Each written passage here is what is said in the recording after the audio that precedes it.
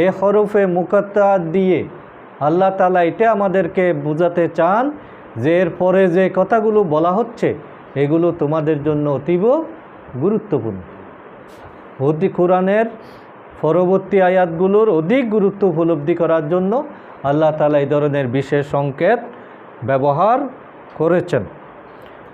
আর এর মাধ্যমে কোরআন যে মানব রচিত নয় এটা প্রমাণ করাও আল্লাহ তাআলার উদ্দেশ্য।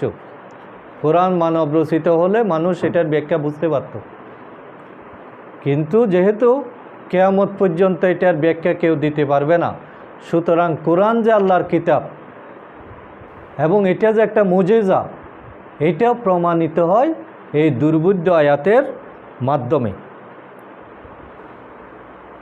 আর একটা বিষয় হলো, যারা বলে যে আমি বুঝলেই ইমান আনবো, না বুঝলে এটা আমি বিশ্বাস করি না, তাদেরকে যাচাই বাছাই করা, তাদের ইমানটাকে যাচাই করা, এটার জন্য এই ধরনের কিছু সংকেত দরকার। আল্লাহর কোরআনের সবটার প্রতি ইমান আনে কিনা, বুঝে হোক না বুঝে হোক, সেটা যাচাই করার জন্য আল্লাহ তাআলা কিছু আয়াতকে অস্পষ্ট রেখেছেন, দুর্বোধ্য রেখেছেন। এখন কোনো মুসলমান, কোনো ইমানদার যদি বলেন যে আলিফ লাম মিমের অর্থ আমি বুঝি না, সুতরাং এটাকে আমি স্বীকার করি না, তাহলে তার কি ইমান থাকবে না চলে যাবে? তাহলে বুঝলেও ইমান আনতে হবে, না বুঝলেও ইমান আনতে হবে।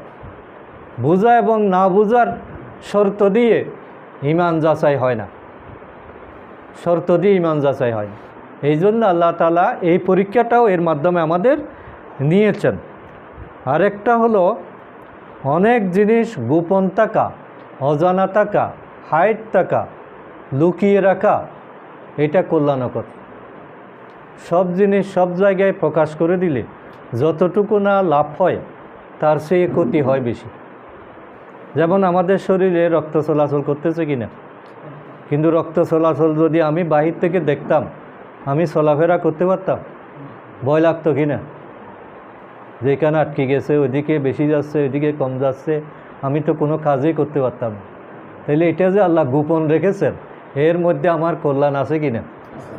আমার পেটের মধ্যে যে নাড়িভুড়িগুলি আছে, এইগুলো যদি বাইরে দেওয়া হতো, আমি কি কোনো খাবার গ্রহণ করতে পারতাম?